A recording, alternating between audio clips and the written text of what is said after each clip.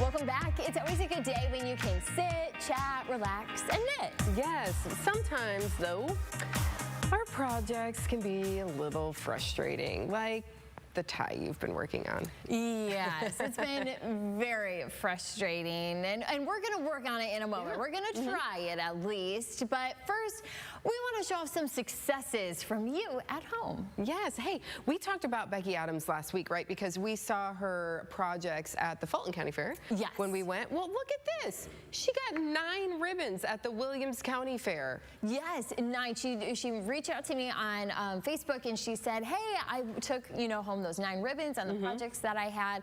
And of course, with what we saw at the Fulton County Fair, I am not surprised at that number. So well done, Becky. Thank you for sharing that with us. I'm looking at, I recognize that little hat. I think that's the pattern she does for dogs. Oh, yes, because she's done it. She's done a few before that she has sent, so I'm pretty sure that she does it for dogs, and they're so cute. We've got another one, and this is really special. This is really important because this was sent to us with the caption that read, "Mom's handiwork." She did these when she was partially blind. She was a 90, now she's a 93. She can't see well enough to crochet. That is from Loretta Albert from Tautogany, who sent us this. Look how beautiful those are. Those were gorgeous when we had those images come in, and I just love the pattern itself with those yellow flowers there, the leaves, and just beautiful. And of course, the skill. Yes. That it takes. I'm not there yet. Right. Not there yet on the, the whole blankets, but we'll get there. We'll get there. Yeah, we will of course get there, and of course make sure you continue to share your projects with us. I actually saw, I wanted to give a shout out to Kay. I saw her yesterday when I was out and about. She's going to be working on a temperature blanket, so I think she said she's working today. But I, want updates on the blankets, want to see updates on your projects, so you can share them on my page, meteorologist Diane Phillips, Amanda's page. Yeah, Amanda Faye, anchor reporter. Right now, we got some work to do, Diane. Yes. We've got help, though. Yes. So Stephen is helping us this morning, and I was even having a little bit of an issue with the iron. But Stephen, he's helping. I can kind of actually smell the iron. You smell it now. It works. So yeah, maybe it wasn't getting hot at first. A little bit. Oh, now you want to make adjustments. Well, now that I've been working so hard at this. Towel. Now make adjustments. Yes. So, okay.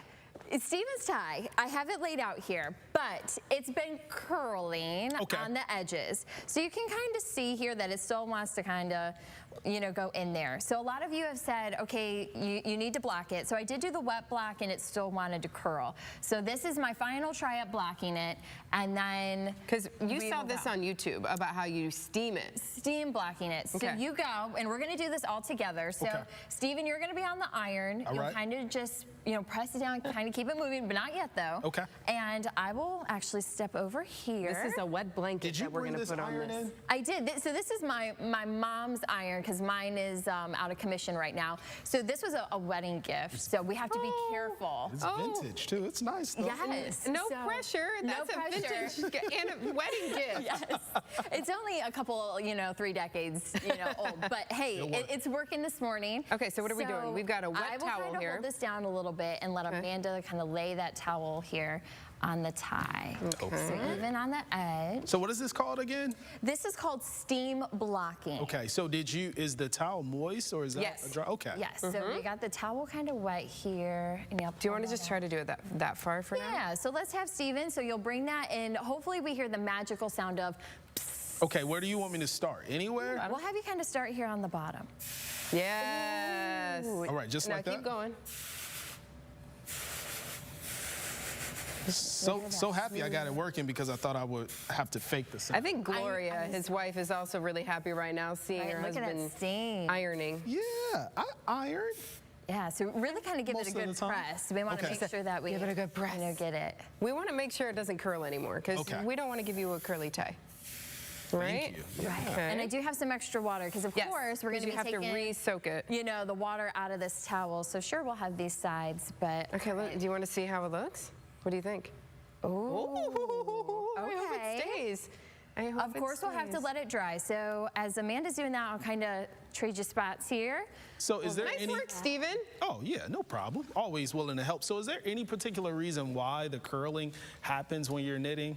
So I did a stockinette stitch. So I did a knit and a purl, kind of the two basic stitches, and I slipped my edges because that's what the pattern said. So I believe that's one of my issues.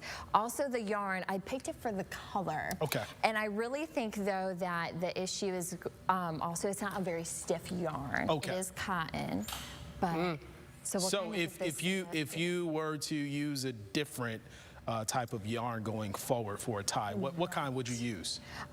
This is still a cotton, and I have another cotton, but of course, the weight is going to make a difference. Okay. And also, just the pattern that you use. So I probably won't stick with the stockinette stitch. I actually have a garter stitch tie on the needles, but I've been a little frustrated with this tie. So I'm taking a little bit of a break to kind of cool out, maybe steam here a little bit, and maybe you can save the day for us, Okay. Steven. So.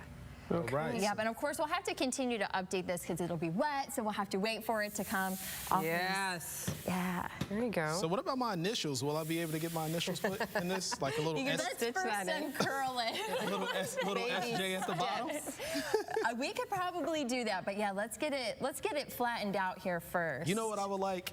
Action Jackson just Oh going. man, he's really come on. That'll be the next tie that Amanda makes for you. Okay.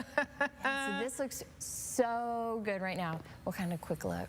Oh yeah, All right. looking good. Okay. All right, so we'll keep All right, we'll working keep on working on this it. though. I'll be busy all day long, kind of, steaming. She'll be this in the out. studio. Yeah. Yeah, ironing. ironing. So. All right, Stephen, we'll let you know. Thanks for your help. this Okay, morning. cool. And yeah, we just want to remind you, everyone, you can register for this year's Susan G. Komen Race for the Cure. It's a week from this Sunday, September 25th in downtown Toledo. While everyone is welcome to come support breast cancer survivors on race day, we do encourage you to go ahead and register. Pay that $35 fee.